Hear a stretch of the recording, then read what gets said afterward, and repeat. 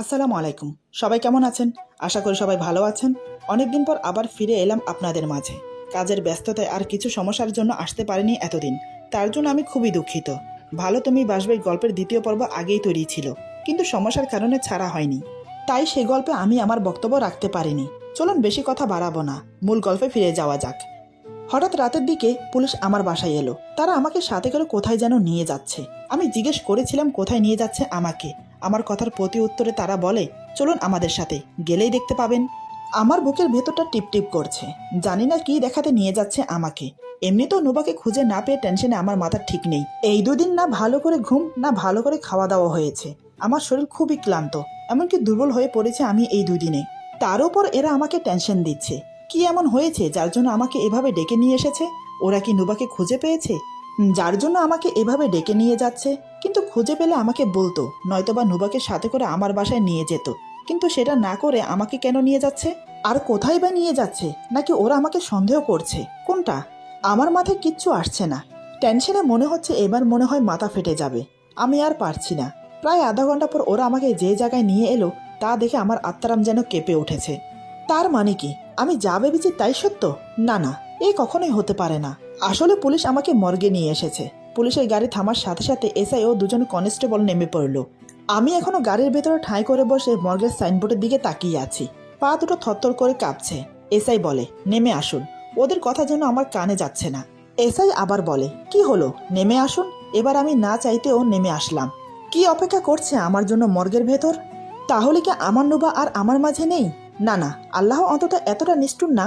তিনি আর যাই করুক, এবার অন্তত আমাকে আর সর্বহারা করবে না। এইসব ভাবতে ভাবতে আমি ওদের পেছন পেছন মর্গের ভেতরে গেলাম। ও, ভুলেই তো গিয়েছিলাম বলতে, আমার সাথে আমার বন্ধুও এসেছে। যাই হোক, সেখানে গিয়ে তারা একটি লাশ রাখার রুমে আমাকে নিয়ে গেল। তারপর গুনে গুনে 5টা লাশের পর 6 নম্বর লাশ থেকে কাপড় সরালো। আমি দেখার সাথে সাথে 2-3 কদম পিছিয়ে গেলাম। না, এ হতে পারে না। এটা কোনোভাবেই সম্ভব না। এত নিষ্ঠুরভাবে এমনটা কেউ করতে পারে না। আসলে আমি দেখতে পাই সিটে যে লাশ হয়ে শুয়ে আছে সে আর কেউ নয়, নুবা। কিন্তু সবচেয়ে কষ্টকর বিষয় হলো লাশের মাথা নেই। এটা দেখে আমার কষ্টে বুকটা ফেটে যাচ্ছে। এই লাশটি যে নুবার লাশ সেটা বুঝতে পারলাম অনায়াসে। আসলে লাশটির হাতে সেই আংটি ছিল যা আমি বিয়েতে ওকে দিয়েছিলাম। আর পুলিশ ওর কাছে যে ফোন পেয়েছে তা নুবার। এমনকি পরনের জামা কাপড়ও নুবার। এই জামা কাপড় পরে রাতে সে শুয়েছিল। এর মানে নুবা কি আর আমার মাঝে নেই? আমি নিজের চোখকে বিশ্বাস করাতে পারছি না। আর নিজেকে ধরে রাখতে পারলাম না। চেঁচিয়ে কান্না করতে শুরু করলাম। আমি কান্না করতে করতে বললাম, এটা কি করে হয়ে গেল? কেন আমার সাথে বারবার এমন হয়? যাকেই আমি ভালোবাসি সেই আমার থেকে দূরে সরে যায়। এমন কেন হয় আমার সাথে? আমি কি এমন অপরাধ করেছি যার জন্য আল্লাহ বারবার আমাকে পরীক্ষায় ফেলছে? ও নুবা, নুবা, ওঠো না। আমি যে আর পারছি না। হয়তো তুমি আমার ডাকে সাড়া দাও, নয়তো তোমার সাথে আমাকে নিয়ে যাও। ফারহান বলে, মুবাশির থাম। আমার একটাই বেস্ট ফ্রেন্ড, তার নামই ফারহান। আমি বললাম, ফারহান, তুই জানিস আমি ওকে কত ভালোবাসি, কিন্তু ও চলে গেল কি করে? ফারহান বলে, মুবাশির শান্ত হয়ে যা। আমি বললাম, কি করে শান্ত হব বলতে পারিস? এতদিন ধরে ওর সাথে আছি। সে আমাকে স্বামীর অধিকার না দিলেও আমি কিন্তু ওকে স্ত্রী মানতাম। কে করেছে ওর এই অবস্থা? ফারহান বলে, মুবাশির, আমি দেখছি, তুই শান্ত হ। শান্ত হতে বললেই কি শান্ত হওয়া যায়? এদিকে ধীরে ধীরে আমার শরীর নিস্তেজ হয়ে পড়ছে। আমি আর ধরে রাখতে পারছি না নিজেকে। হঠাৎ অজ্ঞান হয়ে যাই। তারপর কি হলো আমি আর কিচ্ছু জানি না। মর্গে থেকে কখন কিভাবে হসপিটালে এলাম, কয়দিন অজ্ঞান হয়ে পড়ে আছি, নুবার লাশের সাথেই বা কি হলো কিচ্ছু জানি না। যখন জ্ঞান ফিরে পাই তখন দেখি পাশে আমার সৎমা ও বাবা বসে আছে। আমার জ্ঞান ফিরতে দেখে বাবা বলে, মুবাশির। আমি বললাম, এতদিন পরে দরদ দেখাতে এসেছো? বাবা বলে, বাবা, ভুল বুঝিস না আমাকে। আমি বললাম, তো পুজো করব, এতদিন তো আসোনি। সৎমা বলে, বাবার সাথে কেউ এভাবে কথা বলে? আমি বললাম, আপনি কোনো কথা বলবেন না। আপনার জন্যই আমার বাবা এমন হয়েছে। যান, এখান থেকে চলে যান। আর বাবা, তুমিও চলে যাও। বাবা বলে, কিন্তু বাবা। আমি বললাম, কোনো কিন্তু নয়, তোমরা এবার আসতে পারো, আমাকে একা থাকতে দাও। আমার কথা শুনে বাবা মা চলে গেল। এদিকে আমার মাথা কাজ করছে না। এটা কিভাবে হলো? আয়ান তো আমার কাছে, তাহলে নুবাকে কে মারতে পারে? ভাবনায় ছেদ পড়লো ডাক্তার আসাতে। ডাক্তার এসেছে আমাকে চেক আপ করতে। তখনই ডাক্তারের কাছে জানতে পারি আমি নাকি আজ 3 দিন ধরে হসপিটালে অজ্ঞান হয়ে পড়ে আছি। এটা শুনে তো আমি আসমান থেকে পড়লাম। আমি আজ 3 দিন ধরে হসপিটালে, তাহলে নুবার লাশের সাথে কি হয়েছে? আমি উঠতে চাইলে ডাক্তার জানায় আমাকে আরও 2-1 দিন হসপিটালে থাকতে হবে। কিন্তু আমার হাতে যে অত সময় নেই। আমাকে যে এখনই যেতে হবে পুলিশ স্টেশন। ডাক্তারের কথা অমান্য করে এক প্রকার জোর করে চলে আসি। আমার গন্তব্য পুলিশ স্টেশন। আমি পুলিশ স্টেশনে গিয়ে জানতে পারি ওরা নদীর ধারে লাশটা পেয়েছে। এক জেলে নাকি দেখে পুলিশকে খবর দিয়েছে। এখনো নুবার লাশ ময়না তদন্ত করা হয়নি। পোস্টমর্টম করার পর জানা যাবে কিভাবে হত্যা করা হয়েছে। পুলিশের মুখে এসব শুনে আমার বুকের ভেতরটা হু হু করে উঠল। আমার কলিজাটা ফেটে যাচ্ছে ওর জন্য। কে ওকে এমন নির্মমভাবে মারলো? তার কি একটু হাত কাঁপেনি? পুলিশ বলে আজ রাতেই রিপোর্ট আসবে, আসার সাথে সাথে আপনাকে জানাচ্ছি। আমি আর কোনো কথা বললাম না, বিদায় নিয়ে বাসায় চলে আসলাম। আমার বাসায় আর কেউ নেই, এখন খুব একা আমি।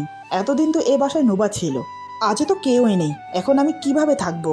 মনে মনে আল্লাহর কাছে এই দোয়া করছি, রিপোর্টে যেন অন্য কিছু আসে, নুবার সাথে যেন কোনোভাবে ম্যাচ না খায়। ডাক্তার যেন এটা বলে যে এটা আপনার স্ত্রীর লাশ না। নুবাকে নিয়ে ভাবনায় আর একাকিত্বতায় আমার প্রতিটা মুহূর্ত কাটছে। সত্যি কি নুবা মরে গেছে? না, আসলে রহস্যে আমি অবগত ছিলাম না, সেটাই এখন ধীরে ধীরে প্রকাশে আসবে।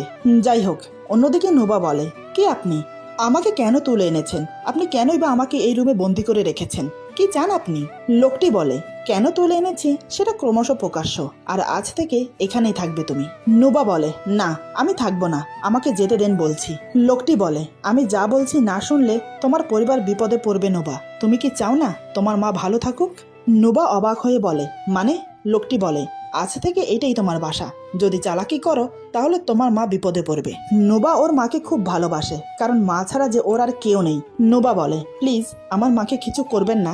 লোকটি বলে, ওকে, কিছু করব না, ঠিক আছে, কিন্তু আমার পরিবারের সাথে আমার গার্লফ্রেন্ড হয়ে থাকতে হবে। এটা শুনে নুবা যেন আসমান থেকে পড়ল। এই লোকটা কি বলছে এগুলো? লোকটার কি মাথা খারাপ হয়েছে? নুবা বলে, মানে কি বলছেন এগুলো? লোকটি বলে, হ্যাঁ, যা বলছি সবই সত্যি, আর কিছুদিন পরে তোমাকে আমি বিয়ে করব। লোকটির কথা শুনে নুবা যেন অবাকের উপর অবাক হচ্ছে। নুবা চেঁচিয়ে বলে, কি? লোকটি বলে, হ্যাঁ। নুবা বলে, কিন্তু আমি তো বিবাহিত। লোকটি বলে, নো প্রবলেম, এখন চলো আমার সাথে। নুবা বলে, কোথায় যাব? লোকটি বলে, আমার বাসায়। নুবা যে রুমে আছে সে রুমের চারিদিকে তাকিয়ে বলে, তাহলে এটা কার বাসা? লোকটি বলে, এটাও আমাদের বাড়ি। নুবা আর কিছু না বলে লোকটির সাথে যেতে লাগলো। বেশ কিছুক্ষণ গাড়ি চলার পর বিশাল এক বাড়ির সামনে এসে গাড়ি দাঁড়ালো। লোকটি ওকে নিয়ে বাড়ির ভেতরে গেল। লোকটি বলে, হাই মা। মা বলে, কি রে, কই ছিলি? লোকটি সেই উত্তর না দিয়ে বলে, মা তুমি না বউ চেয়েছিলে? মা বলে, তো? লোকটি বলে, এই দেখো পরে নিয়ে এসেছি। এই বলে নুবাকে সামনে বের করলো। আসলে এতক্ষণ নুবা লোকটির পিছনে ছিল, তাই লোকটির মা দেখতে পায়নি। নুবাকে দেখে লোকটির মা অবাক হয়ে বলে, ও মা, এ তো মেয়ে না রে, সত্যিই পরি। এই বলে কাকে যেন ডাক দিল, এই ঝিলমিল, আবরাম, তোরা কই? দেখ দেখ, এদিকে আয়। ভেতর থেকে কে যেন বলল, হ্যাঁ মা, আসছি। কিছুক্ষণ পর দুজন প্রাপ্তবয়সী ছেলে মেয়ে বেরিয়ে এলো। মা বলে, এই দেখ তোদের ভাই ভাবি নিয়ে এসেছে। মেয়েটি বলে, কই মা? মা বলে, এই দেখ। পুরো বাড়িতে যেন খুশির রোল পড়ে গেল নুবাকে পেয়ে। কিন্তু নুবার যেন কিছুই ভালো লাগছে না। ওর মন পড়ে আছে আয়ানের কাছে। বাসা থেকে বেরিয়েছে আয়ানের সাথে পালিয়ে যাবে বলে, কিন্তু কি থেকে যে কি হয়ে গেল সেটাই বুঝতে পারছে না। এদিকে সবাই যেন নুবাকে পেয়ে আকাশের চাঁদ পেয়েছে। লোকটির মা বলে, কি রে বাপজান, এতদিন বিয়ে বিয়ে করলাম আর আজ পরি নিয়ে এসে পড়লি? লোকটি বলে, আসলে মা ওর বাসা থেকে মেনে নিচ্ছিল না, তাই ও চলে এসেছে। লোকটির মা বলে, এ মা দাঁড়া, আমি ওকে বোঝাচ্ছি। অপরদিকে আমি যেন পাগলের মতো হয়ে যাচ্ছি, রাস্তায় রাস্তায় ঘুরছি। নুবার খুনিকে আমি পেলে মেরেই ফেলবো। সবার ধারণা মতে নুবা মারা গেছে, কিন্তু আমার মতে না। কারণ আমি পুলিশের থেকে খোঁজ নিয়ে সেই জেলের কাছে যাই। সেখানে গিয়ে জানতে পারি লাশ নাকি পড়েছিল রাতের দিকে। এরপর আমি ফরেন্সিক ল্যাবে যাই। সেখানে জিজ্ঞাসাবাদ করে জানতে পারি লাশ নাকি 7 দিন পুরনো, কিন্তু আমার নুবা তো পালিয়েছে 6 দিন হলো। কথাটা শুনে আমার মনে খটকা লাগলো। তাহলে এটা নুবার লাশ কোনোভাবেই হতে পারে না। এটা নুবার কাপড় পরিহিত অন্য কারো লাশ, যাকে হুবহুব নুবার মতো কাপড় পরিয়ে নুবাকে গুম করে ফেলেছে। কিন্তু কে করলো এমনটা? আমার জানা মতে এখানে কারোর সাথে আমার কোনো দুশ্মনী নেই। যদিও বলি আয়ানের কথা, সে তো আমার কাছে বন্দী ছিল, তাহলে কে এমন করতে পারে? তবে মনে মনে এটা ভেবে খুশি যে নুবা বেঁচে আছে। কথাগুলো ভাবতে ভাবতে আনমনে রাস্তা দিয়ে হাঁটছি, উদ্দেশ্য হেঁটে হেঁটে বাড়ি যাব। হঠাৎ আমার সামনে থাকা একটা গাড়িতে আমি দেখতে পাই নুবা বসে আছে। নুবাকে দেখে আমি যেন আরো উত্তেজিত হয়ে পড়ি। আমি সেই গাড়িকে উদ্দেশ্য করে দৌড় দিলাম। খুব দ্রুত যাচ্ছি, যতই কাছে যাচ্ছি আমার মন আর মানছে না। সেই গাড়ির খুব কাছে চলে গেলাম, কিন্তু যখন গাড়ির কাছে গিয়ে আমি গাড়ির দরজা খুলি, তখন সেখানে নুবাকে দেখতে পাই না। যাকে দূর থেকে দেখে নুবা মনে করে ছুটে এলাম, আসলে সে অন্য মেয়ে। আমি নিজের ভুল বুঝতে পেরে সরি বলে চলে আসি। কিন্তু আমি একটা বিষয় ক্লিয়ার যে, আর যাই হোক, নুবা বেঁচে আছে। এদিকে নুবা রুমে বসে আছে আর ভাবছে, কে হতে পারে এই লোকটা যে আমাকে তুলে এনেছে। আর তার থেকেও বড় কথা, আজ আমি আয়নের সাথে থাকতাম, হয়তো এতক্ষণ আমাদের বিয়ে হতো, কিন্তু এখন তো কিছুই হলো না। উল্টো আমার জীবনে নতুন মোড় নিল। এমন সময় রুমে প্রবেশ করলো সেই লোকটি। লোকটি বলে, কি নোবা, ঘুমোচ্ছ নাকি? নোবা বলে, না, ঘুমাচ্ছি না। আচ্ছা, আপনি কেন আমাকে তুলে এনেছেন? লোকটি বলে, শুনতে চাও সেই গল্প?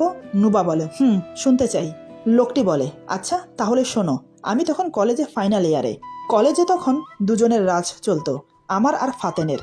ফাতেনা আর কেউ না, আমার বেস্ট ফ্রেন্ড। আসলে আমাদের দুজনের রাজত্ব চলতো, এটা বললে ভুল হবে। চলতো তো শুধু ফাতেনের, আর আমি ওর বন্ধু হয়েও ওর চাকর ছিলাম। তাও ভালোই চলছিল। হঠাৎ আমাদের কলেজে একটা জুনিয়র মেয়ে ভর্তি হয়, নাম মাইশা। দিনটা কিবার ছিল কিংবা কত তারিখ ছিল আমার মনে নেই, কিন্তু কাহিনীটা মনে আছে। Going to the past. আমি বললাম, এই ফাতেন। ফাতেন বলে, হ্যাঁ বল। আমি বললাম, দোস্ত আজ ক্রিকেট ম্যাচ আছে। ফাতেন বলে, কাদের সাথে? আমি বললাম, আরে ওই যে এম্পায়ার টিমের সাথে। ফাতেন বলে, আমি আসতে পারবো না, তুইই যা। আমি বললাম, ফাতেন আমরা হারতে পারি, তুই না খেললে। ফাতেন বলে, আরে যা তো। আমি ওর কথা শুনে চলে আসি। আসার সময় হঠাৎ দেখি কলেজের গেট দিয়ে অনেকগুলো মেয়ে মাঠের দিকে যাচ্ছে। আমাদের কলেজের একটা নিয়ম ছিল যে যদি কোনো ক্রিকেট ম্যাচ হতো সব জুনিয়ররা যেত। সেখানেই যাচ্ছিল মেয়েগুলো, তাদের মাঝেই ছিল একজন মাইশা। আমি না চাইতেও মুখ দিয়ে ওয়াও শব্দটা বেরিয়ে আসে। আমার কথার মাঝে হঠাৎ কেউ বলে ওঠে, আরে দোস্ত, সত্যিই তো ওয়াও রে মেয়েটা। আমি চমকে উঠে সেদিকে তাকিয়ে অবাক হয়ে বললাম, ফাতেন তুই? ফাতেন বলে, হ্যাঁ দোস্ত আমি।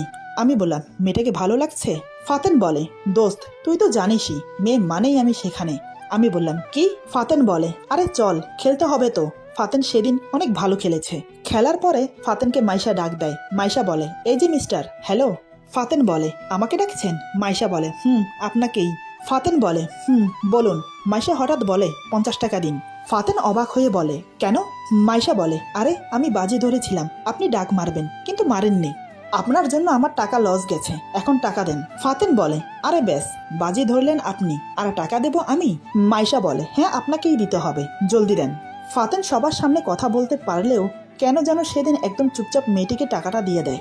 2 দিন পরে আবার ম্যাচ হয়। সেই ম্যাচে ফাতেন ইচ্ছে করে ডাক মারে।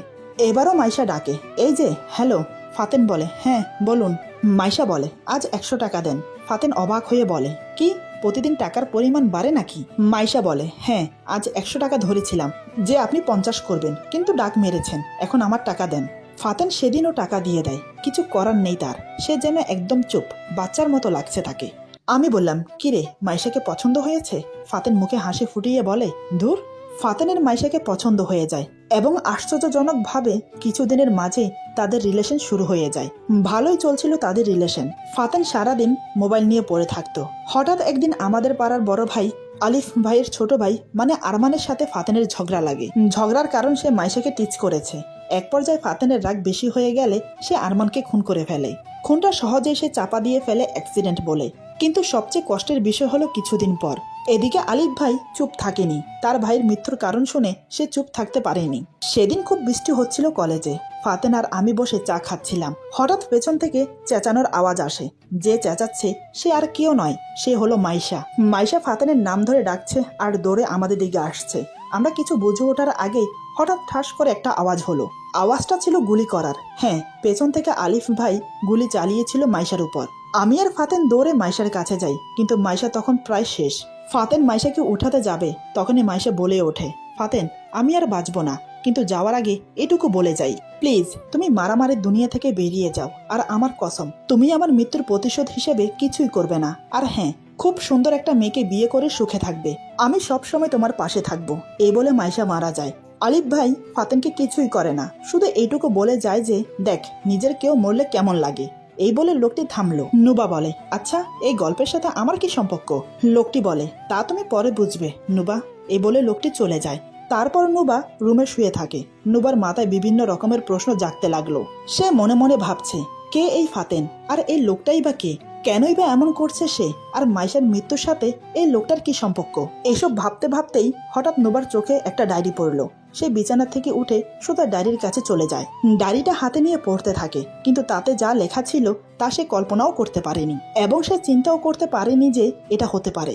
ডায়েরির প্রথম পৃষ্ঠাতেই লেখা ছিল মোস্তাকবির লাভ মাইশা। নুবা মনে মনে বলে, তার মানে ওই লোকটার নাম মোস্তাকবির। সে ডায়েরির পরের পেজে গিয়ে দেখতে পায় সেখানে লেখা, কলেজে যখন তুমি প্রবেশ করলে মাইশা, সেদিন থেকে তোমাকে ভালোবাসি আমি, কিন্তু ফাতেনও যে তোমাকে ভালোবাসে, ওকে যে আমি কিচ্ছু করতে পারবো না।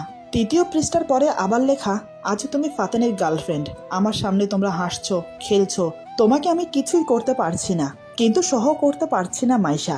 এরপর অনেকগুলো পৃষ্ঠা উল্টালো নোবা, কিন্তু শেষের দিকে গিয়ে লেখা, সরি মাইশা, তোমাকে মারতে বাধ্য হলাম, আমি অনেক ভালোবাসি তোমাকে, তাই ফাতেনের সাথে তোমাকে দেখে সহ করতে পারলাম না, মাফ করে দিও আমাকে।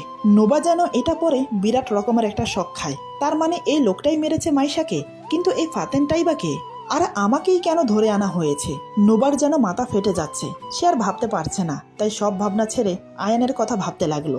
এদিকে আমি রাস্তা দিয়ে যাচ্ছি, হঠাৎ আমার সামনে একজন লোক পড়ে। সে আর কেউ নয়, আমারই এক বন্ধু। তাকে দেখে পুরোই মাথা ঘুরে যায়, রীতিমতো আমি জ্ঞান শূন্য হয়ে পড়ি। এমন মনে হচ্ছে আমি যেন শূন্যে দাঁড়িয়ে আছি। এদিকে আমার বন্ধু আমাকে দেখেই দৌড় দেয়। আমি তো বড় রকমের শক খাই, কারণ ও তো মারা গিয়েছিল। তাহলে ও এখানে কিভাবে? আমি আর দেরি না করে ওর পিছু নেই এবং কিছু দূর যাওয়ার পরেই ওকে ধরে ফেলি। এক হাতে ওর শার্টের কলার ধরে অন্য হাতে হাঁটুতে ভর দিয়ে হাঁপাতে থাকি। আমি হাঁপাতে হাঁপাতে বললাম, কি রে, দৌড়াচ্ছিলি কেন আমাকে দেখে? আর তুই না মারা গেছিস? আমার কথা শুনে সে ভয় পেয়ে যায়, ভয় থরথর করে কাঁপছে।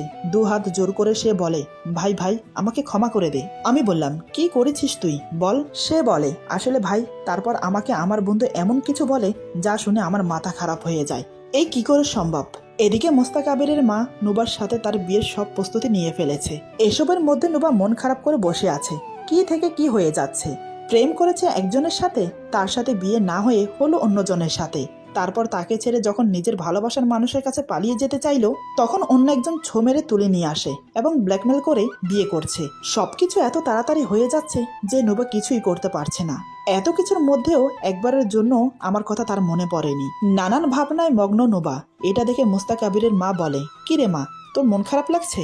নুবা বলে, না আন্টি, তেমন কিছু না। মোস্তাকাবিরের মা বলে, আরে মা বলেই ডাকতে পারো আমাকে, আর দুদিন পরেই তো আমার বোমা হবে। আর হ্যাঁ, তোমার মা বাবাকেও আমরা মানিয়ে নেব। এই বলে মোস্তাকাবিরের মা চলে গেল। বাড়ির সবাই বিয়ের প্রস্তুতি নিচ্ছে, আর নুবা শুয়ে শুয়ে আয়ানের জন্য কাঁদছে। আজ হয়তো সে আয়ানের কাছে থাকতো, কিন্তু আয়ানের কি আমার কথা একটুও মনে পড়ছে না? নুবা কাঁদছে, কিন্তু সেই কান্না তো আয়ানের কান পর্যন্ত পৌঁছচ্ছে না। আমি অনেক আগেই আয়ানকে ছেড়ে দিয়েছি। আমার মতো সেও জেনে গেছে যে নুবা মারা গেছে। এরপর আর তাকে দেখা যায়নি। আজ নুবা আর মোস্তাকাবিরের বিয়ে, সবাই খুব খুশি। মোস্তাকাবিরের বোন বলে, কি ভাবি, তুমি রেডি হচ্ছ না কেন? চলো আমি রেডি করিয়ে দেই তোমাকে। তারপর নুবার হবু ননদ ইরা নুবাকে রেডি করছে। পার্লার থেকেও লোক আসা শুরু হয়ে গেছে। সবাই মিলে নুবাকে সাজাতে লাগলো। সব সাজগোজ শেষ করে নুবাকে নিয়ে বসিয়ে দিল মোস্তাকাবিরের সামনে।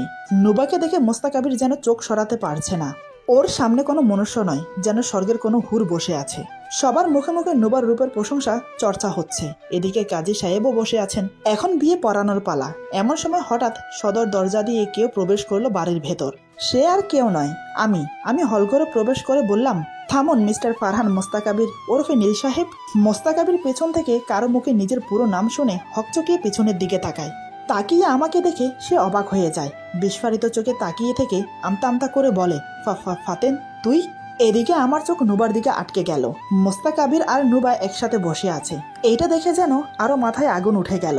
এদিকে নুবা মোস্তাকাবিরের মুখে আমার নাম ফাতেন শুনে বড় ধরনের একটা ঝাটকা খায়। আমি বললাম, হ্যাঁ আমি ফাতেন মোবাশ্বির ইসকাম। নুবার মাথায় কিছুই কাজ করছে না। নুবা মনে মনে বলে, কি হচ্ছে এটা? কাহিনী কি? মোবাশ্বিরই হলো তাহলে ফাতেন, কিন্তু এত কিছু কেন হলো? আমাকে কেন কিডন্যাপ করা হলো? ওর মাথায় যেন কিছুই আসছে না। আমি বললাম, আমার বউকেই বিয়ে করছো বন্ধু, আর আমাকেই দাওয়াত দিলা না? মোস্তাকাবির বলে, ফাতেন দেখ। আমি বললাম, দেখা দেখি টাইম নেই, তুই তো সেই নিচরে। মোস্তাকাবির বলে, তোর থেকে কমই আছি। আমি বললাম, আমি কি করেছি? মোস্তাকাবির বলে, কি করেছিস তুই? আমার ভালোবাসাকে কেড়ে নিয়েছিস তুই ফাতেন, আমার জীবন নরক বানিয়ে দিয়েছিস। আমি বললাম, ও তাই? মোস্তাকাবির বলে, হ্যাঁ, তোর জন্য আমি নিজের ভালোবাসাকে নিজের হাতে মেরেছি। আমি বললাম, ভুল বললি তুই। আমি তোর ভালোবাসাকে কেড়ে নেইনি, বরং তুই আমার ভালোবাসাকে কেড়ে নিয়েছিস। তাকে সারা জীবনের জন্য এই পৃথিবী থেকে সরিয়ে দিয়েছিস। তুই খুব ভালো করেই জানিস মাইশা আমাকে ভালোবাসে, আর আমি মাইশাকে ভালোবাসি। মোস্তাক আবির বলে, মাইশাকে আমি প্রথম দেখাতেই ভালোবেসে ফেলেছি। তুই যদি মাঝে না আসতি তাহলে হয়তো মাইশা আমার হতো। আমি বললাম, কই, তুই তো কখনো বলিসনি তুই মাইশাকে পছন্দ করিস। মোস্তাক আবির বলে, বললে কি করতি, আমাকে দয়া করতি, আমি তোকে জীবনেও ক্ষমা করব না। আমি বললাম, তুই আমাকে কি ক্ষমা করবি, আমি তোকে কোনোদিনও মাফ করব না। ফারহান মোস্তাক আবির নীল, সবসময় আমার কাছ থেকে আমার সব খবর শুনলি আর সুযোগ বুঝে আমার বউকেও তুলে নিলি।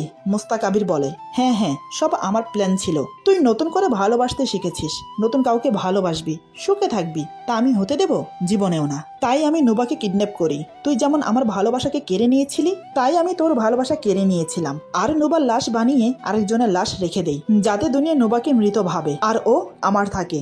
আমি মুচকি এসে বললাম, কিন্তু তুই ফেল, এখন তোকে মরতে হবে। মোস্তাক আবির বলে, আমি মরবো? এ বলে হো হো করে হেসে ওঠে। আমি বললাম, হ্যাঁ এই দেখ। এই বলে আমি সোজা গিয়ে ফারহানের গলায় ছুরি ধরি। আমি বললাম, খুব কষ্ট দিয়েছিলি না আমার মাইশাকে, এখন দেখ আমি কি করি তোর সাথে।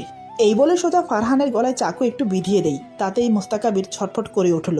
আমি বললাম, কি রে, খুব কষ্ট হচ্ছে তাই না? তার চেয়েও বেশি কষ্ট পেয়ে মরেছিল আমার মাইশা। এমন সময় হঠাৎ বাইরে থেকে পুলিশ এন্ট্রি করে ভেতরে। আসলে এসবের ভেতরে মোস্তাক আবিরের মা সবার আড়ালে গিয়ে পুলিশকে ফোন করেছিল। তারপর সব শুনে পুলিশ মোস্তাক আবিরকে গ্রেফতার করে, এমনকি মোস্তাক আবির সব স্বীকারও যায়। এদিকে নোবা এসব দেখে পাথর হয়ে গেছে। পুলিশ যাওয়ার সময় আমাকে বলে গেল আমি যেন সময় করে পুলিশ স্টেশনে যাই। আসলে নোবার নিখোঁজের যে এফআইআর করা হয়েছে সেটা এখনো ক্লোজ করা হয়নি। এখন যখন নোবাকে পেয়ে গেছি তাই এফআইআরটা ক্লোজ করতে হবে। আমি আর এক মুহূর্ত না দাঁড়িয়ে নোবাকে নিয়ে সেখান থেকে বেরিয়ে এলাম। পুরো রাস্তা নোবার সাথে আমার কোনো কথা হলো না, এমনকি আমিও নোবার সাথে কোনো কথা বললাম না। একসময় ওকে নিয়ে বাসায় চলে এলাম, কিন্তু এত কিছুর পরেও নুবার মন থেকে আয়ানের কথা মুছে যায়নি। নুবা বাসায় এসে আয়ানের কথা বলতে শুরু করে। আমি তার কোনো প্রতিউত্তর না দিয়ে অবাক হয়ে তাকিয়ে আছি। ওর বকবক শুনতে শুনতে আমার কান যেন ঝালাপালা হয়ে যাচ্ছে। এবার আমি বাধ্য হলাম ওকে একটা ভিডিও দেখাতে। পকেট থেকে ফোনটা বের করে ভিডিওটা অন করে ওর সামনে ধরলাম। নুবা আমার হাত থেকে ফোনটা ছোঁ মেরে নিয়ে ভিডিওটা দেখতে লাগলো। ভিডিওটা যত দেখছে নুবার মুখ ক্রমশ পরিবর্তন হচ্ছে। আমি মনে মনে ভাবলাম এবার অন্তত সবকিছু ঠিক হয়ে যাবে। হঠাৎ নোবা অবাক করে যা করলো বা যা বলল, সত্যি তার জন্য বিন্দু মাত্র প্রস্তুত ছিলাম না। ভাবতে পারিনি সে এমন করবে। ওর কথা শুনে, ওর কাণ্ড দেখে আমি বিস্ময়ে অবাক হয়ে যাই। মনে হচ্ছে আমার চোখ ফেটে এখনই জল গড়িয়ে পড়বে। এরপর যা হলো, আজকের গল্প এখানে সমাপ্ত। গল্পের বাকি অংশ পেয়ে যাবেন আগামী পর্বে। আশা করি গল্পটা আপনাদের ভালো লাগবে। সবাই ভালো থাকবেন, সুস্থ থাকবেন। আল্লাহ হাফেজ।